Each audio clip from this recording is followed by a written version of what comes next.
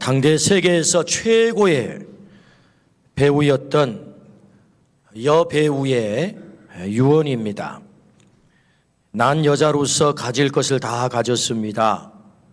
난 돈도 많고 사랑도 많이 받았습니다. 나는 하루에 편지도 300통 이상을 받습니다. 그런데 왜일까요? 난 공허하고 외롭습니다. 난 파장하여 문을 닫는 해수욕장과 같습니다. 같은 시대 또 한 명의 최고의 여배우가 아들에게 남긴 유언입니다. 아름다운 입술을 가지고 싶으면 친절한 말을 하라. 사랑스러운 눈을 가지고 싶으면 사람들에게 좋은 점을 보아라. 날씬한 몸매를 가지고 싶으면 너의 음식을 배고픈 사람에게 나누어 주어라. 내가 더 나이가 들면 손이 두 개라는 것을 발견하게 된다. 한 손은 너 자신을 돕는 손이고 다른 한 손은 다른 사람을 돕는 손이다 라고 유언을 남겼습니다. 첫 번째 유언은 그 유명한 마릴린 먼로라고 하는 여배우가 남긴 유언이죠. 바로 이 여인입니다. 정말 예쁘게 잘생겼죠? 네. 문 남성들의 심금을 울렸던 배우 마릴린 먼로.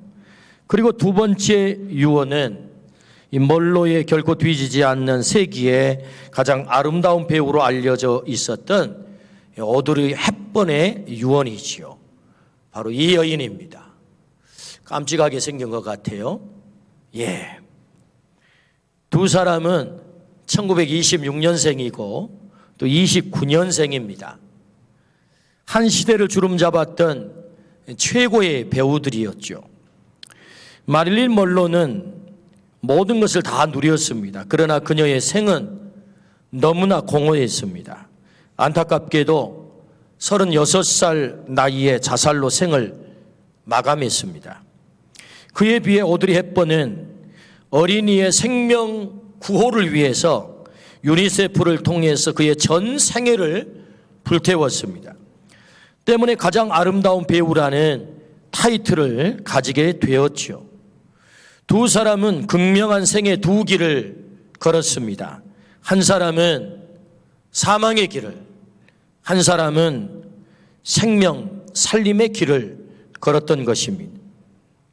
당대의 가장 아름다운 외모와 연기로 사랑을 받았지만 두 사람의 삶의 열매는 완전히 달랐습니다.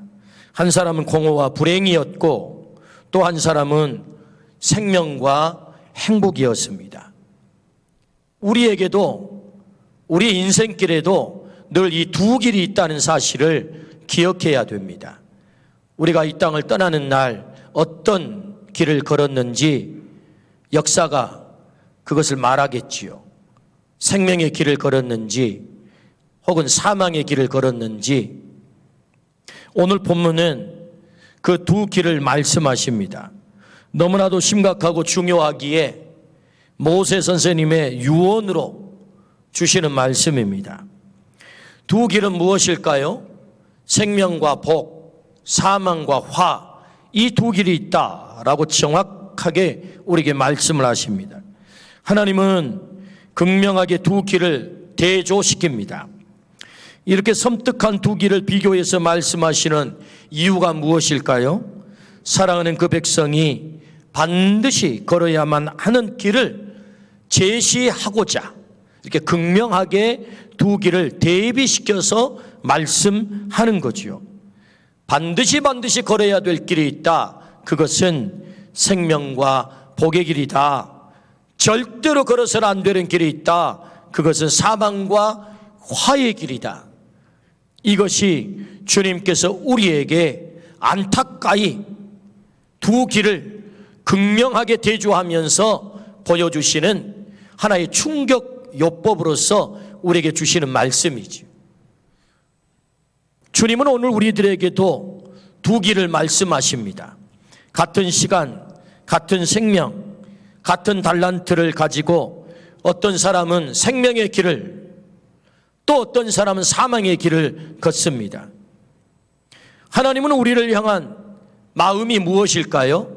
너는 절대로 생명의 길을 걸어야지 사망의 길을 걸으면 안 된다 라는 주님의 이 마음, 오늘 말씀을 통해서 주님의 이 마음을 온전히 들어드리기를 주의 이름으로 축원합니다. 생명의 길, 두 길 가운데 그 길만을 걸어야 된다라는 그 말씀, 오늘 말씀을 통해서 우리가 이 길을 걷기를 주의 이름으로 축원합니다. 아멘. 그렇다면 두 길 가운데 그 생명의 길을 어떻게 걸을 수 있을까요? 그 첫 번째는 여호와를 사랑하라 그렇게 말씀하세요. 오늘 본문 16절입니다. 곧 내가 오늘 내게 명령하여 내 하나님 여호와를 사랑하고 그 모든 길로 행하며 그의 명령과 규례와 법도를 지키라는 것이라. 그리하면 내가 생존하며 번성할 것이요 또 내 하나님 여호와께서 내가 가서 차지할 땅에서 내게 복을 주실 것임이니라. 아멘. 생명의 길은 하나님 사랑이다 라고 말씀하시지요. 하나님께서 우리에게 계속해서 사랑을 요구하세요. 너 나 사랑해야 된다. 그래야 너 생명의 길 걷는다. 도대체 하나님은 어떤 분이시길래 우리에게 사랑을 요구할까요? 출애굽기 3장 14절 말씀에 하나님이 모세에게 이르시되 나는 스스로 있는 자니라 이렇게 당신을 계시하세요. 하나님이 누구시라고요? 스스로 있는 자다. 이 말씀은 곧 의존적이지 않다. 우리의 사랑이 없어도 하나님은 얼마든지 홀로 존재하신다. 그런 말씀입니다. 그럼에도 불구하고 하나님은 우리에게 하나님 사랑하라, 사랑을 요구하세요. 왜 사랑을 요구하실까요? 우리 사랑 없이도 하나님은 얼마든지 홀로 존재할 수 있는 그런 분이심에도 불구하고 왜 우리에게 사랑을 요구하실까? 그것은 전적으로 나를 위해서, 우리를 위한 하나님의 사랑의 요청이지요. 사랑하기 위해서는 사실은 격이 맞아야 됩니다. 격이 맞아야 사랑을 해요. 우리 자신을 들여다보면 하나님을 사랑하기에 합당치 않는, 우리는 온전히 완전히 부패한 타락한 존재, 죄인 아니겠어요? 그래서 구약 성경의 정신이 뭡니까? 하나님을 직접 뵈면 죽는다. 이게 구약의 정신이거든요. 그래서 대제사장에게 하나님이 임재하시는 지성소, 시은소에 들어올 때 어떻게 해요? 1년에 딱 한 차례만 들어오라는 것 아니겠습니까?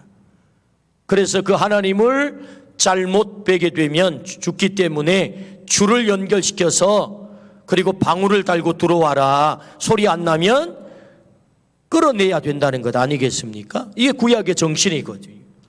그러니까 우리는 하나님을 사랑할 만한 그런 격이 안 되는 존재들이거든요. 완전한 부패, 타락한 존재, 죄인으로서 하나님을 사랑할 수가 없어요.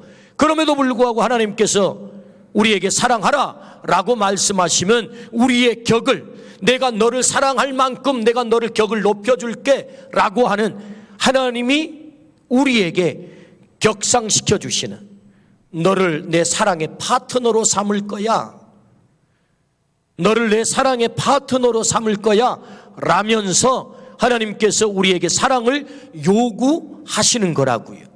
그러니까 나를 사랑하라, 하나님께서 나를 사랑하라, 이 말씀은 우리의 격을 높여주심이고 우리를 전적으로 위하심이고, 그래서 우리를 사랑의 파트너 삼겠다고 하는 하나님의 놀라운 사랑이지요. 그렇게 해서 우리를 사랑의 파트너 삼으셔서 하나님이 우리를 사랑하시고 우리가 하나님을 사랑해야 되는데, 하나님의 사랑의 파트너 된 우리가 다른 신을 섬기거나 우상을 섬기면 하나님은 그걸 견딜 수 없어 한다는 것입니다. 그래서 신명기 5장 9절 10절의 말씀에 보면 그것들에게 절하지 말며 그것들을 섬기지 말라. 나 내 하나님 여호와는 질투하는 하나님인즉 이라고 말씀하세요. 여러분, 하나님이라고 하는 이 신명과 질투라고 하는 단어는 썩 어울리는 단어가 아닙니다. 어떻게 하나님이 질투를 하시겠어요? 여러분, 이 질투라고 하는 단어는 우리 인간들에게나 어울리는 단어지 하나님에게 어울리는 단어가 아니라고요. 이 말을 쓰는 순간 하나님의 존재가 평가절하가 되는 거예요. 하나님이 질투라고 하는 용어를 사용하는 순간 하나님의 존재가 마치 인간들처럼 평가가 절하가 되는 거예요. 그럼에도 불구하고 하나님이 당신을 질투하는 하나님으로 소개하는 이유는 뭐예요? 나는 너를 절대로 내 사랑의 파트너로 선택했으니 빼앗길 수 없어, 잃어버릴 수 없어, 다른 신을 섬기게 할 수 없어. 이런 결연한 하나님의 온전히 너를 사랑하겠다고 하는 하나님의 말씀이거든요. 그래서 하나님을 소개할 때 어떻게 해요? 질투하는 하나님, 이렇게 소개하는 것입니다. 당신의 인격에 흠이 가도 나를 그렇게 소개할 거야. 왜? 네가 우상을 섬김으로, 다른 신을 섬김으로 네 생명이 다른 신에게 빼앗겨 가는 것을 나는 두고 볼 수가 없어. 절대로 나는 너를 잃어버리지 않을 거거든. 이런 결연한 모습이 질투하는 하나님으로 소개되는 거거든요. 그러므로 하나님은 우리에게 여호와를 사랑하라 라고 말씀하세요. 우리 사랑 없이도 하나님은 얼마든지 존재할 수 있는, 홀로 존재할 수 있는 분임에도 불구하고 하나님을 사랑하라는 이유는 바로 나를 위함이다. 나를 당신의 사랑의 파트너 삼아 내가 너를 절대로 잃어버리지 않을 거야. 너를 절대로 저 우상에게, 다른 신에게 빼앗기지 않을 거야.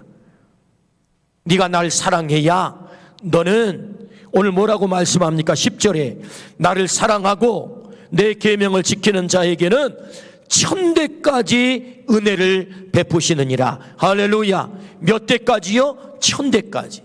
여러분, 이 말씀은 이런 말씀이거든요. 우리가 하나만을 사랑하기로 흉내만 내도 하나님은 1000개로 나를 사랑하신다. 할렐루야. 그렇습니다. 하나님은 우리에게 사랑을 요구하세요. 네가 생명의 길을 걷기를 원한다면 나 사랑해야 돼. 네가 사랑해. 흉내만 내도 나는 너를 1000으로 사랑할 거야.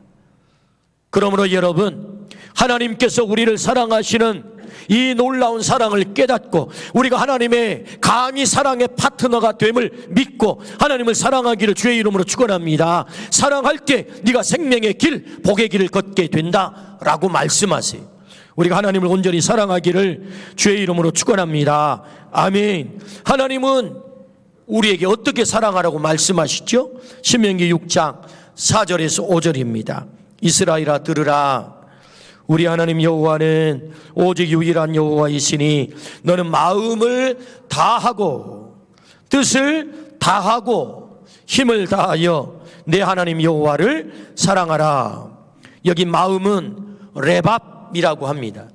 지정의를 포함한 인간의 내적 정신적 본질을 말하죠. 우리의 본질, 뜻, 네페시, 영혼, 생명, 호흡, 전 인격을 말하죠. 우리의 영혼으로, 우리의 본질로 그분을 사랑하라는 것 아닙니까? 힘, 네오드, 메오드, 육체적, 정신적 모든 활동력.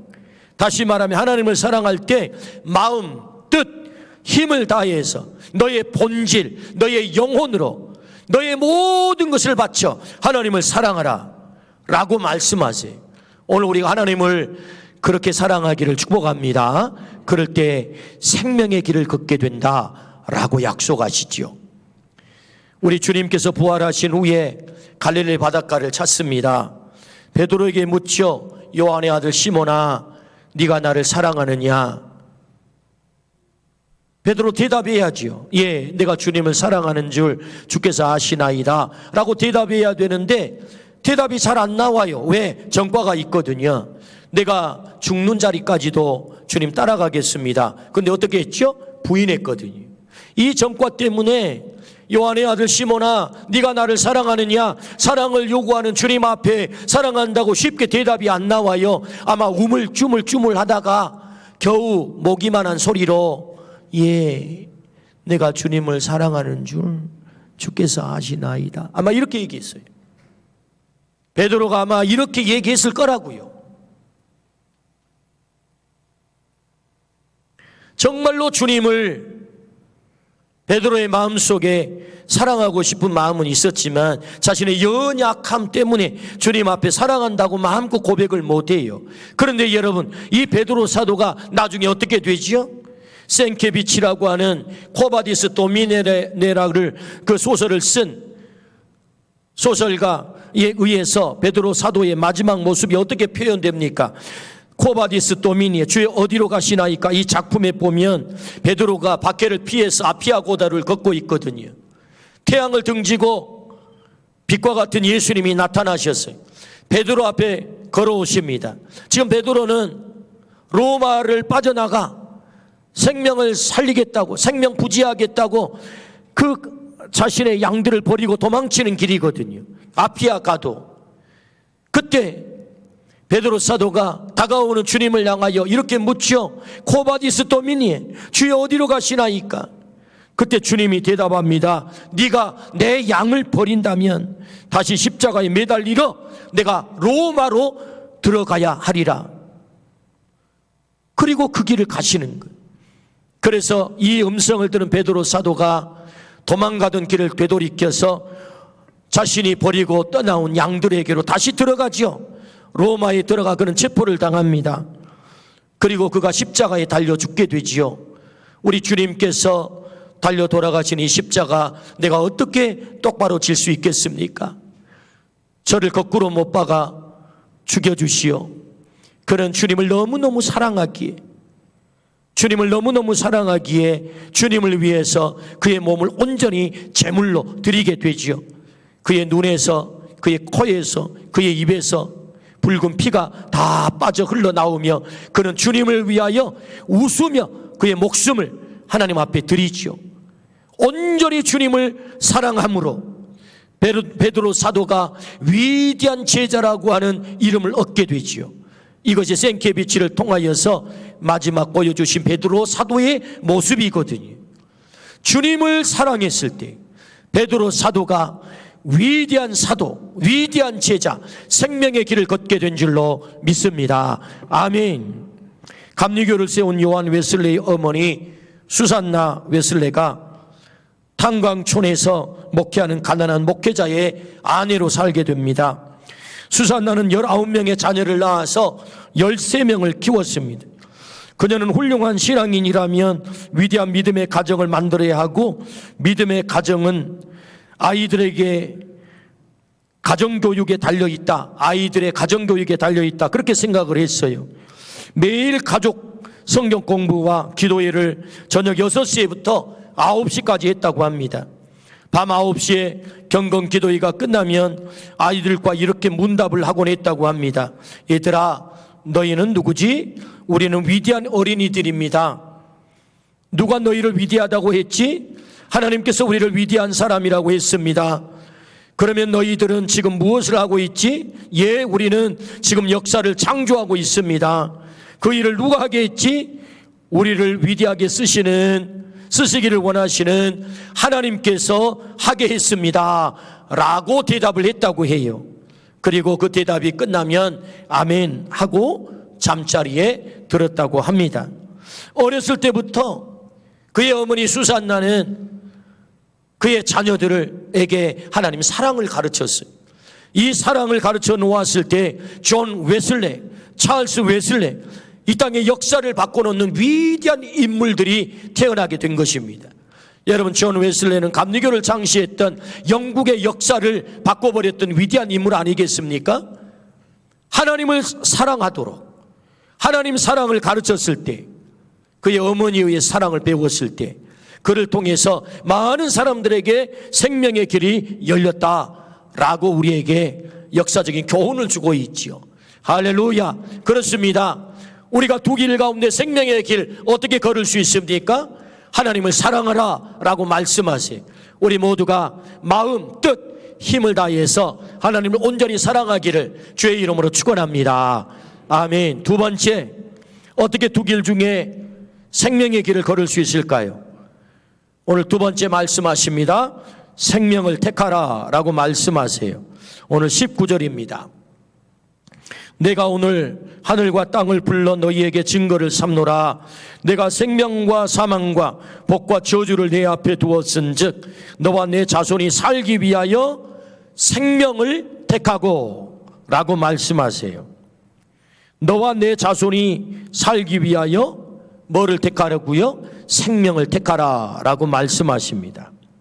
오늘 여기서 우리가 주목해야 될 단어는 선택입니다. 선택, 택하다, 선택. 우리가 지금까지 알고 있는 바에 의하면 우리의 구원은 전적인 하나님의 선택에 의해서 우리가 구원을 받는다. 그렇게 우리가 신앙을 고백하고 있죠.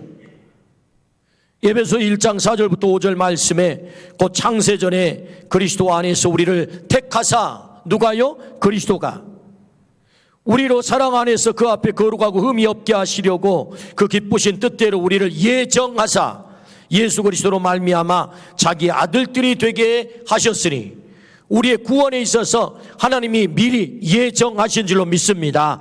하나님이 택하셨다. 하나님의 선택이다. 그래서 우리가 하나님의 자녀가 됐다. 구원을 받았다. 그러므로 이 말씀에 의하면 우리의 구원을 위해서 우리가 해야 될 어떤 여지가 없는 것 같아요. 왜? 하나님이 택하셨거든요. 하나님이 예정하셨거든요. 일방적으로 하나님이 다 하신 것처럼 보입니다. 그래서 나는 어떤 선택도 하지 않고 가만히 있으면 될 것 같아요. 그런데 오늘 본문은 어떻게 하라고 하시죠? 생명을 선택하라 라고 말씀하세요. 생명을 선택하라. 그렇다면 오늘 본문에서 생명 선택은 어떤 의미일까요? 그것은 하나님을 선택하라, 이런 말씀이에요. 하나님을 선택하라. 하나님께서는 우리를 이 땅에 창조하시면서 자유의지를 주셨어요. 하나님을 선택할 수도 있고 하나님을 선택하지 않을 수도 있고, 이 선택의 의지를 누구에게? 우리에게 주셨다. 여러분, 성경을 면밀하게 한번 들여다 읽어보십시오. 성경의 전체 내용이 하나님을 선택했느냐, 하나님을 선택하지 않았느냐의 이야기가 성경의 이야기라고요. 하나님을 선택했을 때 그들이 생명의 길을 걸었다. 하나님을 선택하지 않았을 때 그들이 사망의 길을 걸었다. 이 이야기가 성경의 전체 내용이다. 그 샘플이 뭐죠? 여러분, 아담을 보십시다. 아담. 하나님께서 아담 앞에 두 길을 두신 것입니다. 순종의 길과 불순종의 길. 네가 내 말에 순종하여 선악과를 먹지 않게 되면 너는 에덴 동산의 낙원의 삶을 누리게 될 거야 라고 하나님이 말씀하시지요. 그런데 여러분, 아담이 어떻게 하지요? 하나님을 선택하지 않아요. 사단을 선택한다고요. 그래서 하나님께 불순종한다고요. 선악과를 먹고 말았다고요. 하나님께서 아담에게 말씀하셨어요. 선악과를 먹지 말라. 다시 하나님을 선악과를 먹지 않는다는 얘기는 하나님을 선택한다는 것입니다. 근데 결국은 하나님을 선택하는 대신에 사단을 선택하죠. 그래서 아담의 앞길에 뭐가 열려요? 사망의 길이 열리게 되는 것입니다. 정령 죽으리라. 그러니까 성경은 이런 이야기들로 가득 차 있는 거죠. 하나님을 선택하느냐 아니면 사단을 선택하느냐, 순종을 선택하느냐 불순종을 선택하느냐. 아담은 불순종을 선택했습니다. 사망의 길이 열렸다고요. 두 번째 인간 누구죠? 가인. 그는 하나님께 예배를 잘 드림으로, 온전한 예배를 드림으로 생명의 길을 갈 수도 있고, 예배를 유린함으로 사망의 길을 갈 수도 있어요. 근데 어떻게 하지요? 가인은 하나님께 온전히 예배를 드리는 대신에 예배를 유린합니다. 자기의 욕망을 선택하죠. 결국 어떻게 되죠? 가인의 앞길에 사망의 길이 열리는 것입니다. 왜 그렇게 된 거죠? 하나님을 선택하지 않았죠. 뿐만 아니라 하나님께서는 성경의 역사를 통해서, 이스라엘의 역사를 통해서 우리에게 많은 말씀들을 가르쳐 주십니다. 열왕기하 25장 7절 말씀입니다. 우리 같이 한번 읽어보실까요? 그들이 시드기야의 아들들을 그의 눈앞에서 죽이고 시드기야의 두 눈을 빼고 놋사슬로 그를 결박하여 바벨론으로 끌고 갔더라. 여러분, 이 말씀이 무슨 말씀이죠? 시드기야라고 하는 이름이 등장합니다. 이 시드기야는 남왕국 유다의 마지막 왕입니다. 이스라엘 역사가 지금 종을 치는 순간이에요. 문을 닫았다니까요. 이스라엘 역사가 누구를 통해서? 시드기야를 통해서. 왜 이렇게 된 것입니까? 하나님께서 그 백성들에게 두 길을 주셨죠. 나를 선택할 거냐, 바알을 선택할 거냐, 두 길 가운데 너희가 선택하라. 근데 이스라엘 백성들이 결국 바알을 선택하고 아세라를 선택했습니다. 우상을 섬기고 말았다고요. 하나님을 선택하지 않아요. 결국 어떻게 되지요? 마지막 왕 시드기야가 두 눈이 뽑혔대요.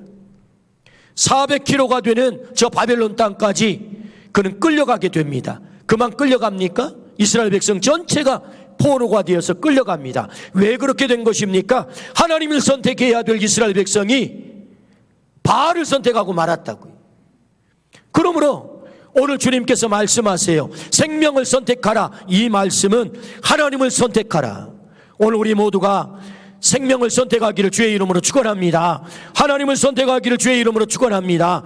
생명 선택이야말로 하나님을 선택하는 것이고, 하나님 선택이야말로 생명의 길을 걷게 되는 것이다. 시편 16편 1절에서 2절 말씀입니다. 우리 같이 한번 읽어보실까요? 하나님이여 나를 지켜주소서. 내가 주께 피하나이다. 내가 여호와께 아뢰되 주는 나의 주님이시오니 주밖에는 나의 복이 없다 하였나이다. 다윗은 알았거든요. 주님께 피하는 것이야말로 진정으로 내게 복임을 알게 된 거예요. 그래서 내가 주께 피하나이다. 누가요? 다윗이. 그러므로 다윗의 앞길에 생명의 길이 열린 줄로 믿습니다. 복의 길이 열린 줄로 믿습니다. 아멘. 오늘 또 주님은 말씀하세요. 너 내게 피할 수 있어? 하나님께 피할 수 있어? 하나님을 선택한다는 말은 하나님께 피하는 것입니다. 하나님 안에 있는 것이죠. 그러므로 다윗은 하나님께 피함으로 생명길이 열릴 뿐만 아니라 너는 내 마음에 합한 자야. 하나님께 위대한 종이 된 줄로 믿습니다. 아멘. 한 여선생님이 계셨어요. 그가 가르치는 학생 가운데 불량한 학생이 있었습니다. 예수님의 사랑으로 그를 타이르는데도 도대체 이 학생은 말을 들어먹지가 않아요. 또 한 번은 뭔가 잘못을 해서 그 사랑으로 타이르는데 이 아이가 반항을 하면서 지붕에 슬레이트 조각을 가지고 이 선생님의 등을 찍어버렸어요. 척추를 다치게 된 것입니다. 상반신에 석고붕대를 해야 하는 중상을 입게 됐습니다. 움직이지도 못해서 대소변을 받아내야 되는 이런 안타까운 자리에 빠졌어요. 이 선생님의 마음속에 분노와 원망이 치솟았습니다. 그 학생에 대한 증오심이 마음에 막 끌어올랐어요. 이렇게 증오심으로 가득 차 있을 때 병상에 누워 있는데 그 병실을 청소하러 들어오시는 흑인 아주머니가 계시는데 노래를 하는 거예요. 콧노래를 흥얼흥얼 하면서. 가만 들어봤더니 찬송가를 부르시는 거예요. 그래서 이 선생님이 이 청소하는 아주머니에게 질문을 던집니다. 청소하는 것이 뭐가 그리 좋아서 찬양을 하십니까? 흑인으로 태어나 청소나 하게 한 하나님이 원망스럽지는 않습니까? 이런 질문을 던져요. 그때 이 아주머니 대답이 나에게 닥친 어려운 형편과 처지를 찬송으로 바꿔버리는 그 힘을 주님께서 나에게 주시니 제가 어찌 찬송하지 않겠습니까? 하면서 다시 또 찬송을 하는 거예요. 이 소리를 들은 이 선생님의 마음속에 회개가 터졌어요. 아, 내가 잠시의 이 환난과 이 아픔 때문에 증오로 끓고 분노로 끓고 원망으로 끓었던 자신의 마음이 주님 앞에 한없이 죄송스러웠어요. 그 회개를 했습니다. 그리고 그 순간 시귀가 떠올랐어요. 그래서 그 시를 적었습니다. 그 시에 곡조를 붙였죠. 찬송이 됐습니다. 그 찬송이 어떤 찬송이냐?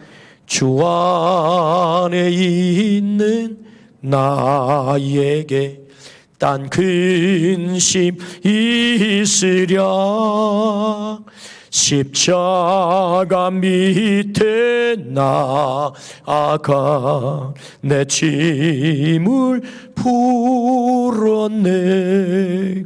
주님을 찬송하면서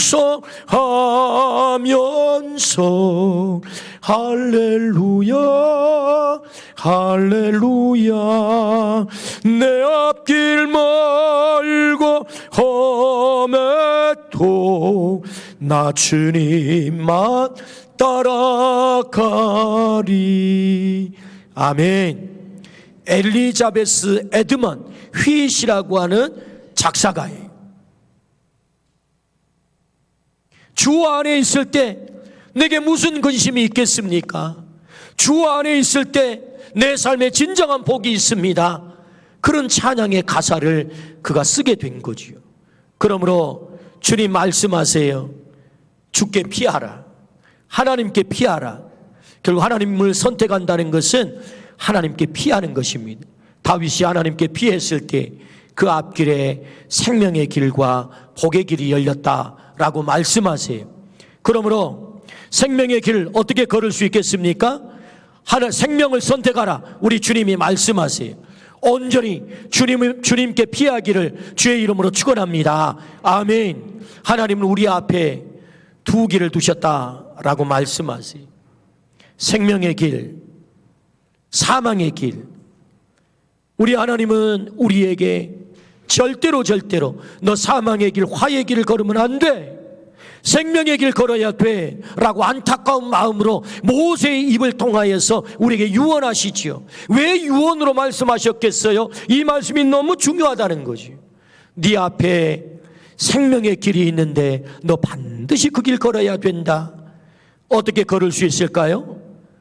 하나님을 사랑하라 말씀하세요. 마음을 다하고 뜻을 다하고 힘을 다해서. 어떻게 생명의 길을 걸을 수 있을까요? 생명을 선택하라. 하나님을 선택하라. 하나님께 피하라 말씀하세요. 그러므로 하나님께 온전히 피함으로 말미암아 우리 앞에, 우리 자녀들 앞에 생명의 길이 열리는 것을 우리 모두가 보기를 주의 이름으로 축원합니다. 아멘.